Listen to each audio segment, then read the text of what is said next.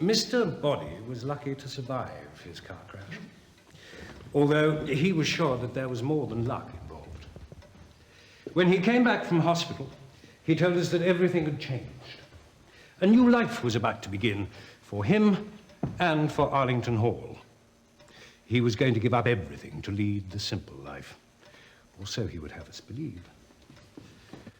And no one else had been offered the choice between the way things were and the sweetness and light that Mr. Boddy seemed so suddenly to have found.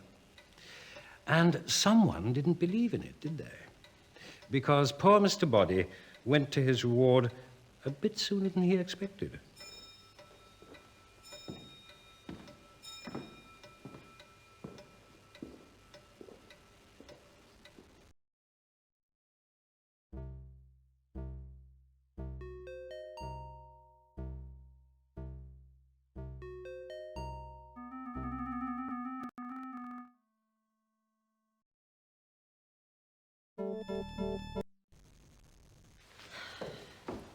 How much more time do you want, Professor?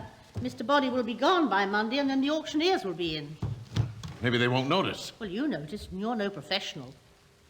By the way, you've been making quite a nice little living out of me and Mr. Green, haven't you? Until Mr. Boddy saw the light. It must be very inconvenient for you.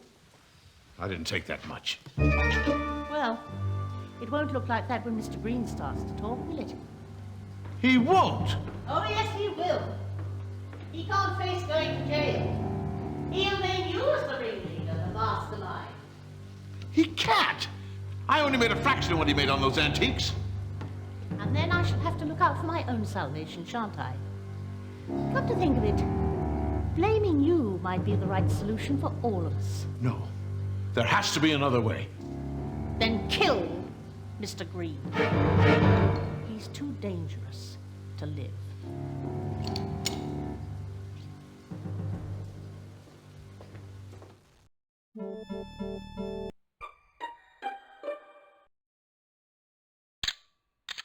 A live bullet. Fingerprints, Colonel Mustard.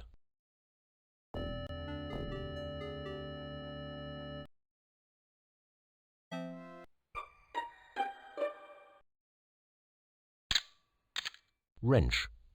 Fingerprints, Mrs. White and Professor Plum.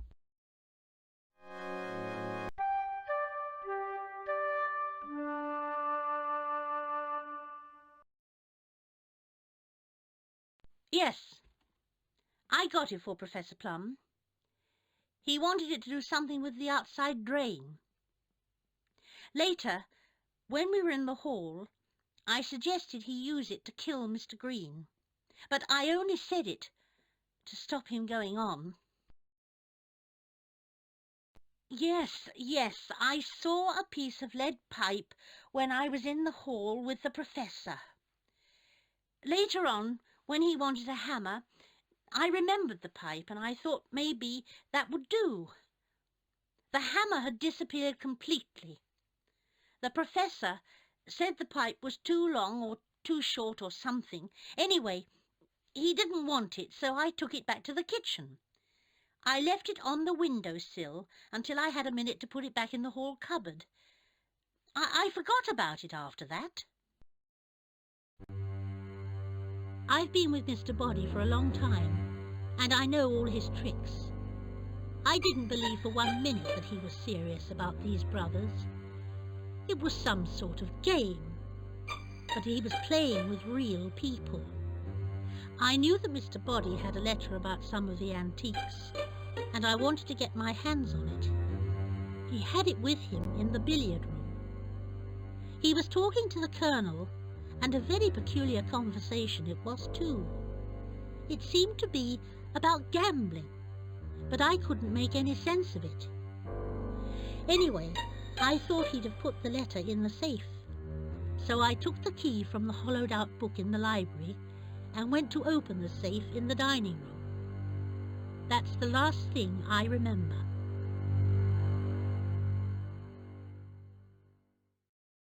I'm afraid I can't think of anything else to tell you at the moment.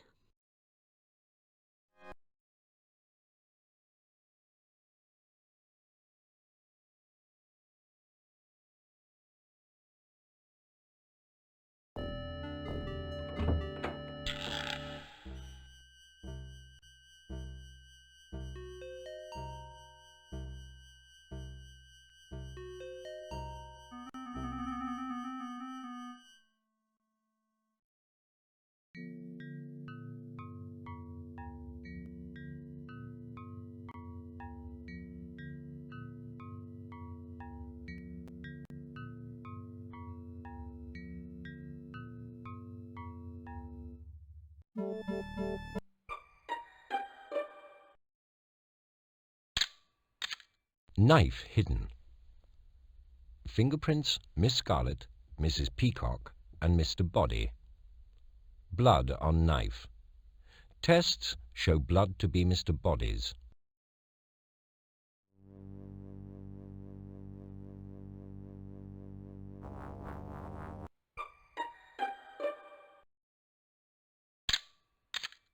A letter and receipt from antique dealer to Mr. Boddy, thanking him for his excellent custom over recent months. Fingerprints Mr. Boddy and Mrs. Peacock.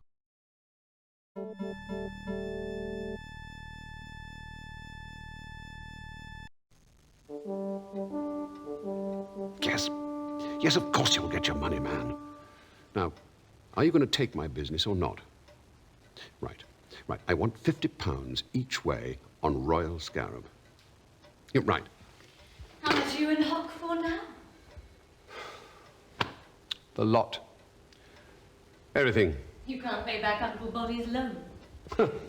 It never got any further than a bookmaker. You and I share a similar problem, don't we, Colonel? Uncle Boddy isn't signing this place, my inheritance, over to Brother Jerome until Monday. Time enough for a man of action to find a solution, I would have thought. It's all a game to him, isn't it? Yes, but two can play these games, Colonel. And I have an idea for a little gambit of our own.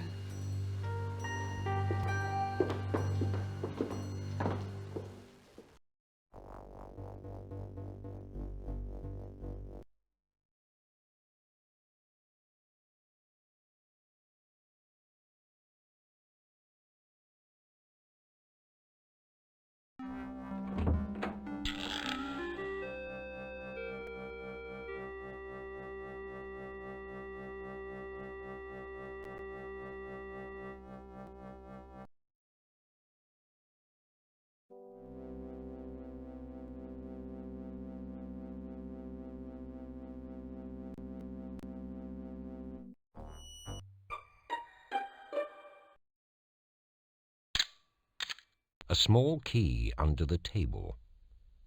The spare key to the safe. Fingerprints Mrs. White.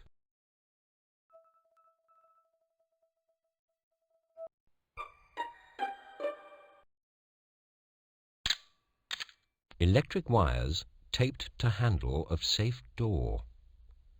Fingerprints Mrs. White and Colonel Mustard.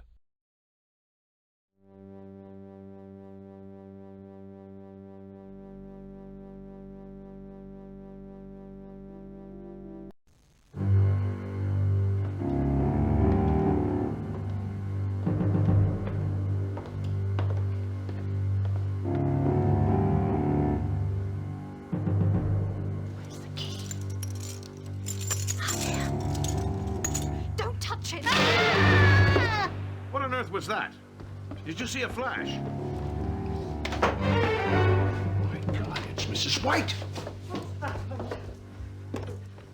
She's unconscious. Will she be all right? Don't, for God's sake, don't touch anything. Somebody sent for a doctor. I think she's been electrocuted.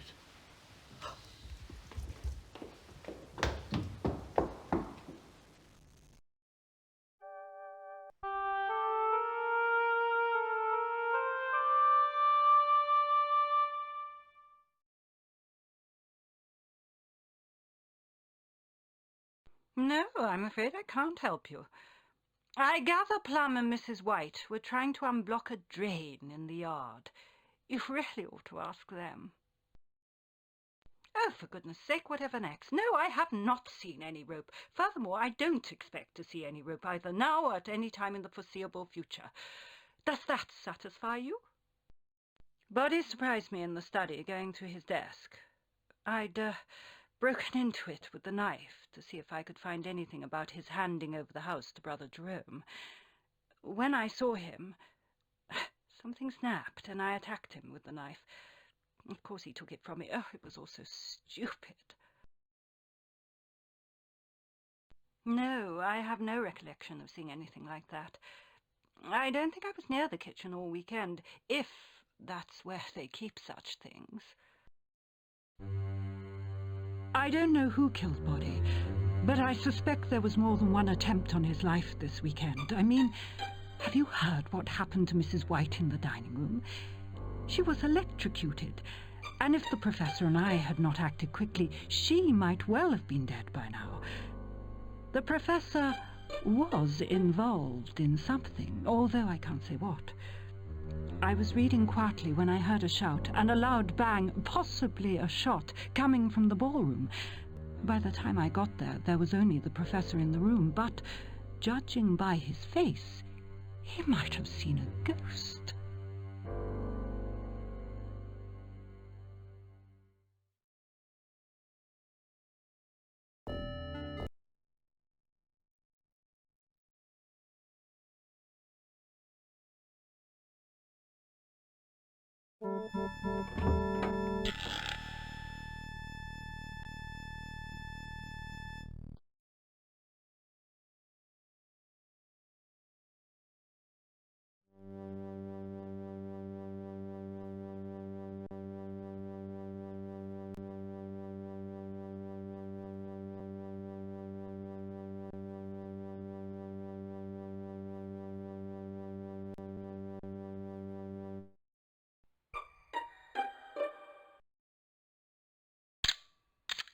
Bin.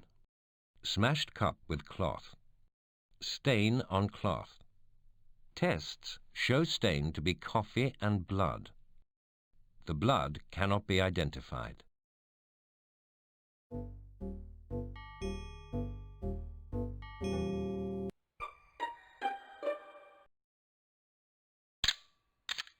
Lead pipe. Fingerprints, Mrs. White.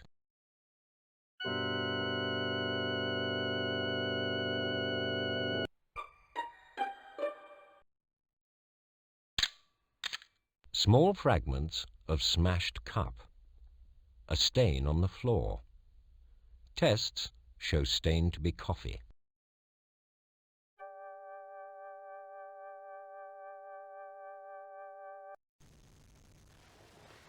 There's no point in asking Mr. Boddy anything. That's one leopard who hasn't changed his spots. Whatever Brother Jerome thinks. Do you think he knows about the antiques? Oh, what does it matter? Someone's going to notice that half the antiques in this place are missing. You've seen to that. And they're going to blame you. Because I'm just a little old lady who's been led astray by a wicked con man. So, you better think of something. You're not getting out of this. Oh, shut up, will you? By the time I've finished, nobody is going to believe a word you've said. And I'm not going to prison. Not for you, Mr. Boddy, or anyone else. And that is a promise. What on earth am I supposed to do? Well, you can take these to the dining room for a start. And then if you want to sleep easy in your bed at night, you'd better think of something, hadn't you?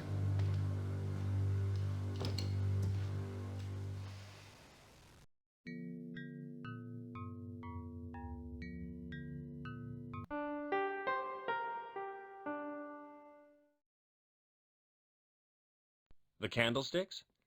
Yes, Mrs. White was cleaning them in the kitchen.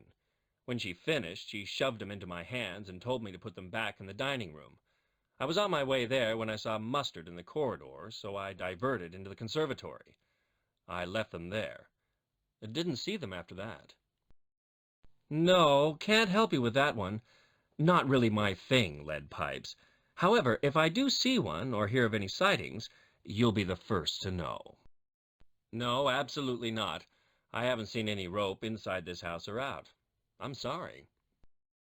I was in the kitchen with Mrs. White during the drain clearing saga. The thing was apparently wanted by Plum. He was outside in the yard, and Mrs. White had to take it out to him. I saw it, but that's about as much as I can remember. I went shortly after that. I saw that knife once when Boddy showed me over the house, but that was ages ago. He never did invite me into his study again. I don't think I was his type, really. I have to admit immediately that I am guilty of stealing Boddy's antiques and forging his signature. But murder is quite beyond me. Boddy wasn't interested in his antiques anyway, And nobody would have ever known what we'd been doing if he hadn't decided to get these brothers involved. Now, Mrs. Peacock. There's a lady who's capable of anything. She'd already had one fight with Boddy this weekend. I heard them shouting in the study earlier. Boddy told her to get out. She stormed out looking furious, and I couldn't resist looking into the study. Boddy was wrapping a blood-soaked handkerchief around his hand. Goodness knows what had been going on.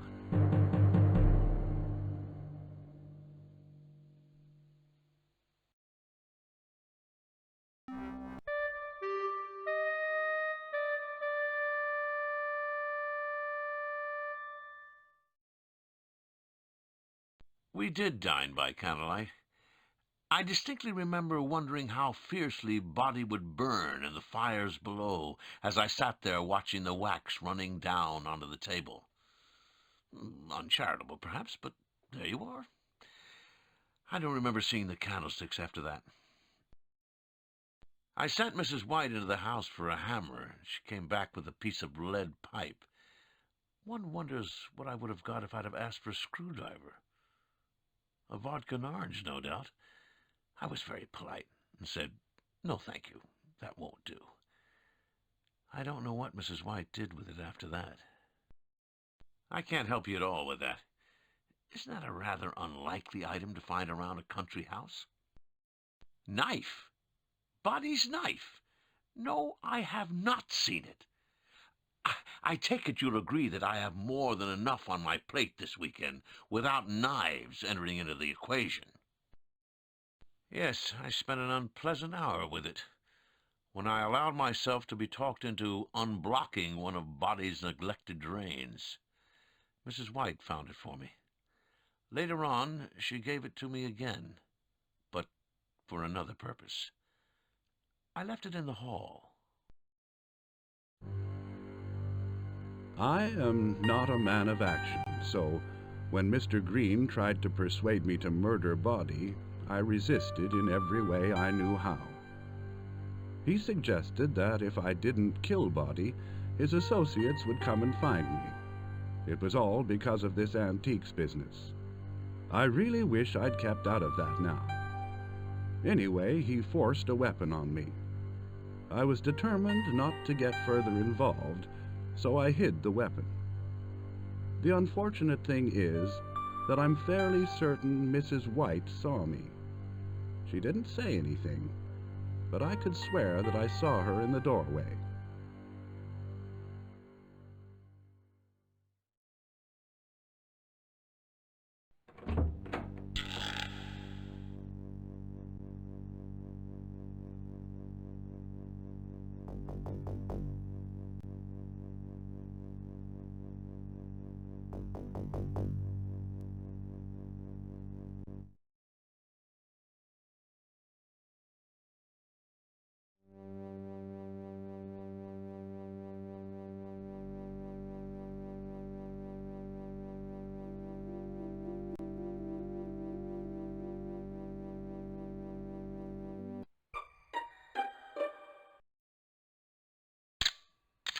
Bloodstains.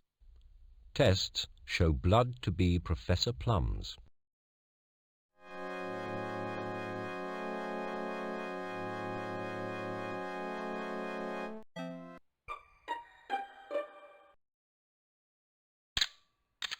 A pen under the chair. It belongs to Mr. Green.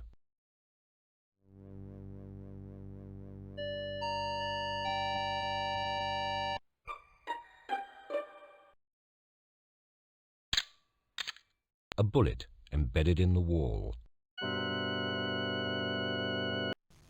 Take it! Go on! Get away from me! Take it away! Mrs. White is going to talk, and when she does, we're both in the dock. So unless you want to explain all this to the judge... No, I'm not going to do it! Look! I'll make sure your little blackmail racket comes out into the open. And my friends from London will be coming to see you, Professor. But if I'm in jail, there'd be nothing I could do to stop them, would there? They don't like blackmailers. What will they do to me? Oh, I think you'd be better off if the police did lock you up. There. Good boy. Go and deal with Boddy. It's your only chance. No, take it away. Take it away. I can't do it. I can't do it.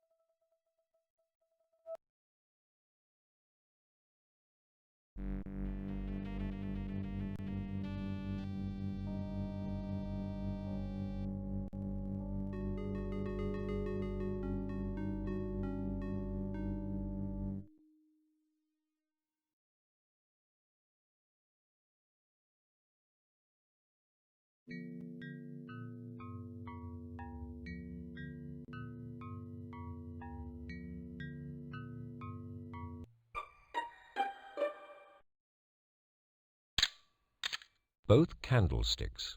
Fingerprints, Mr. Green.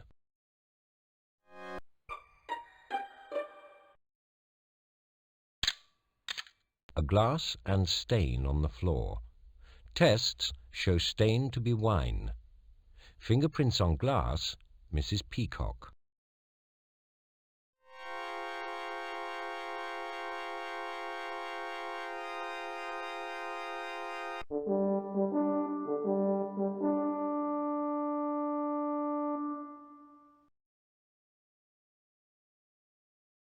No, I can't help you.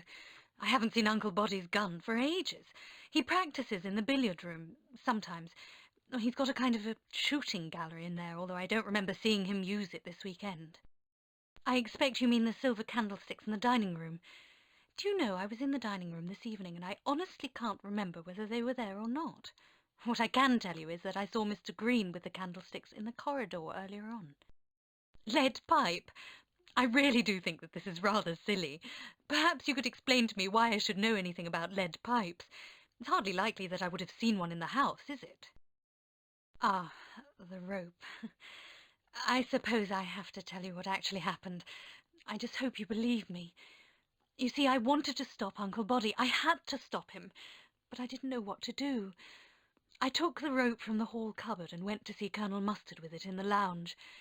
I had this silly idea of trying to frighten Uncle Boddy with it. The Colonel thought it was ridiculous, and he took the rope off me. He went off with it, and I didn't see it again. I didn't really want to hurt Uncle Boddy. I do know that Mrs. White and the Professor were doing some ghastly job trying to clear a blocked drain or something. Professor Plum kept asking where the tools were kept. Really, I was in no position to offer advice. I don't think I've ever seen a wrench in my life. Yes, I did see it. Uncle Boddy and Mrs. Peacock were in the study, and that's where I saw the knife. I waited until they'd gone, and then I took it. It's no use asking me what I was going to do with it. I just don't know. I lost my nerve and hid the knife in the lounge. I don't know what I was thinking of. I suppose you know that it was Mrs. Peacock who introduced Uncle Boddy to Brother Jerome. I think she believed that after his accident, Uncle might need some spiritual guidance. The last thing that any of us expected was that he would be converted and would want to enter a monastery. Mrs. Peacock was completely distraught. I'm certain she hoped for a more permanent relationship with Uncle, but his announcement had an effect on everybody. Everything seemed most sinister. I saw Mr. Green marching down the corridor brandishing 2 candlesticks. The Colonel was watching from a doorway, and even that looked highly suspicious.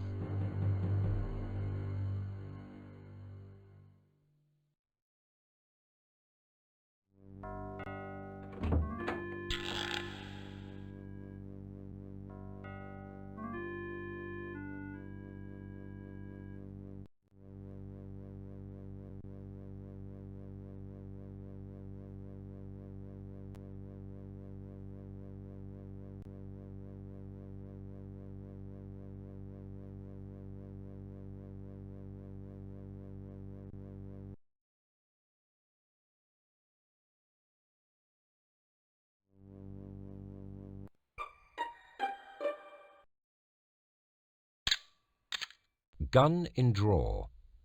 Fingerprints, Colonel Mustard, Mr. Green, Professor Plum, and Mrs. White. Gun recently fired.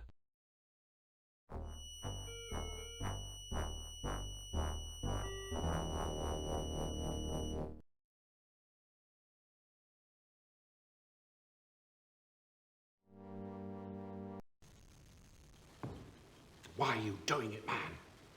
And don't talk to me about Brother Jerome and seeing the light. That won't wash. Perhaps I did underestimate people's need for me here. Well, what about the £5,000 that you lent me to set up my own company? What's going to happen to that? How do I know that Brother Jerome won't want his money back, eh? No true friend need fear my intentions. Only those who are gambling that I'm a complete fool. What do you mean, gambling? Someone else's big gamble that didn't come off. Eh, Colonel?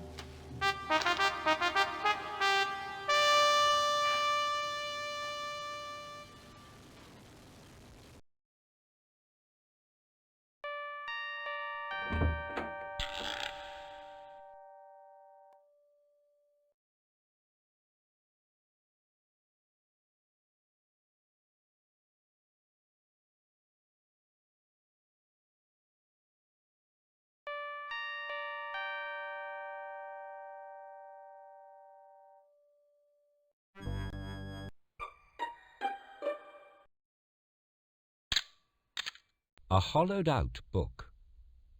Nothing in the book.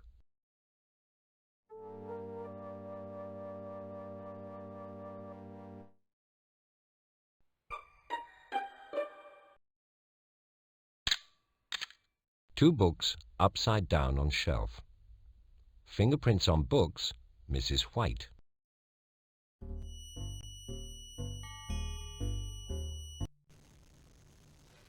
Today is the first day of my new life, a life which will affect you, my dear friends. After my crash, as you know, I was cared for by Brother Jerome and the monks of the Order of Silence. If you will forgive a poor joke, I was on the road to Damascus, not Arlington, when I was hit by that car. And now, nothing can be the same again. On Monday morning at 11:30, I will be received into that order as a novice by Brother Jerome himself, and I will turn over all my worldly goods to them. For goodness sakes, man. You are my friends, my dear friends, and I will be sure that you are taken care of as you deserve. I know I will be misunderstood, but my first action as a novice will be to assume the vow of silence. Why are you doing this to me? Why are you ruining my life?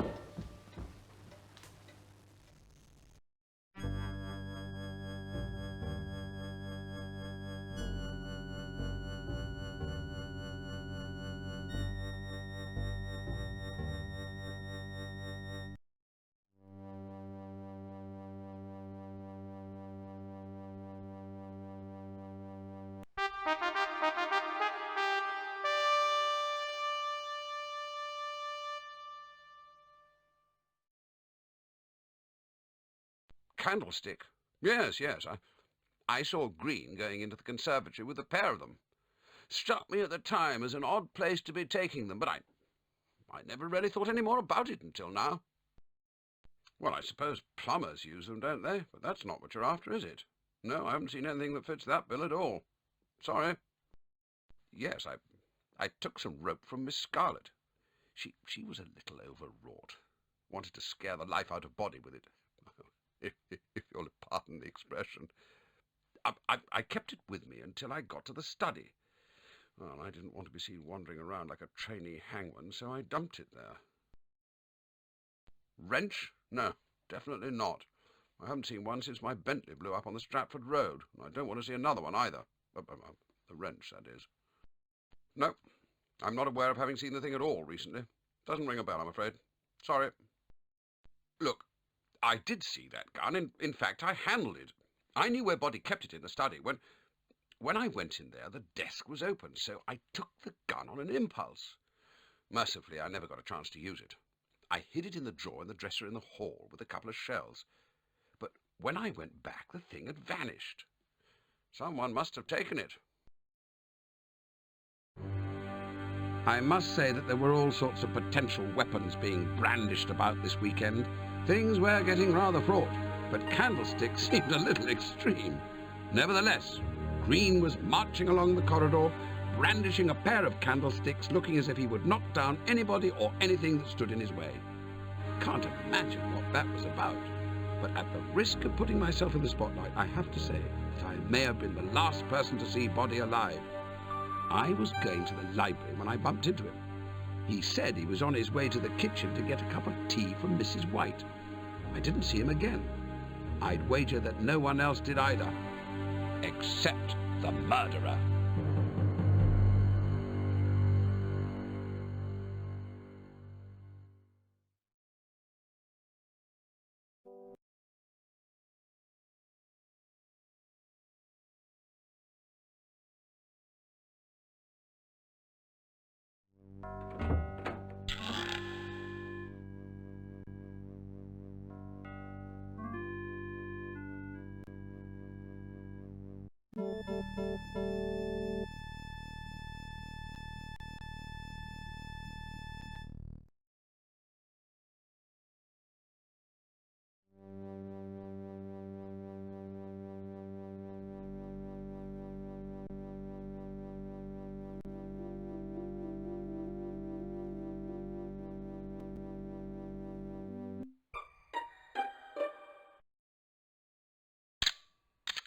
Blood on floor. Tests show blood to be Mr. Boddy's.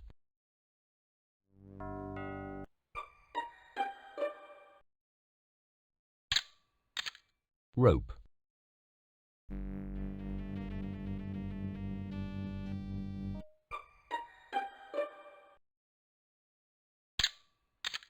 A drawer forced. Empty bullet box inside. Fingerprints, Mrs. White.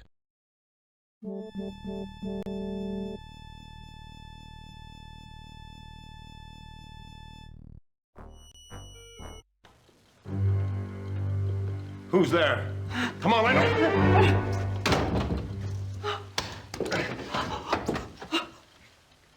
Thank you. The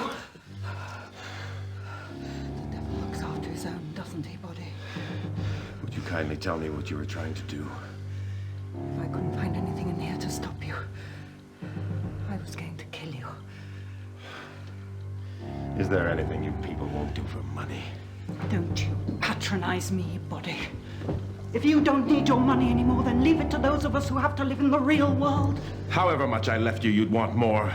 Greed feeds on itself. You promised me that loan. You went back on your word. And now the difference is, you'll go into a monastery while I'll lose my home. You'll thank me for this one day, my dear. Believe me. Now get out of here before I forget my good nature and call the police.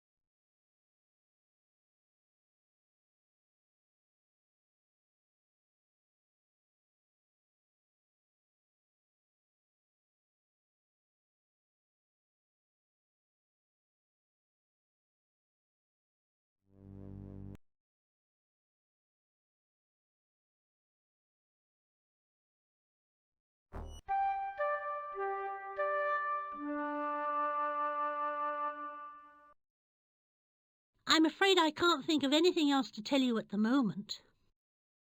I saw someone in the library, and I'm not saying who, pulling some books out of the bookcase.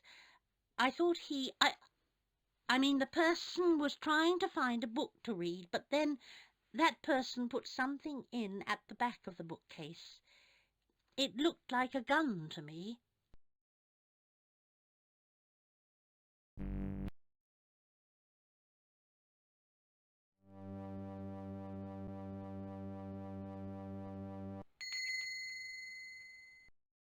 You think the murder took place in the kitchen? But who was the murderer? Which weapon? And this is your accusation? You think the murderer was Mrs. White, in the kitchen, with the gun? Congratulations, you've got it all right. Let's go back and have a look at it step by step and see how it happened. More than one person in the house was terrified that Mr. Boddy had discovered they'd been stealing his antiques for some time, but only Mrs. White had the guts to do anything about it. She found her weapon by pure chance. She knew the professor had hidden something behind the books in the library. She was watching him. When she pulled them out, she found the gun lying there, where Professor Plum had left it. She pushed the gun into her apron pocket, replaced the books, and hurried out of the room. But Mrs. White had put the books back upside down. She knew that Mr. Boddy kept the bullets in the desk drawer in his study, so she helped herself, leaving her fingerprints on the box as she did so. After dinner, Mrs. White was alone in the kitchen. She was just about to leave when Mr. Boddy walked in. He wanted her to make coffee for him. She waited until the right moment, and then she drew the gun. Mr. Boddy's cup shattered on the floor. Mrs. White cleaned up as best she could. She threw the cloth and the cup into the kitchen waste bin, but she was in such a hurry that she missed a few fragments of the cup.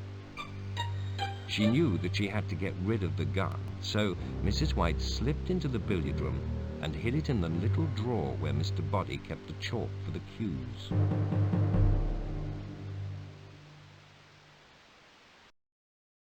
And there you have it. That's how Mr. Boddy met his fate. Why not come back again and see if you can solve the next murder at Arlington Hall? Hmm?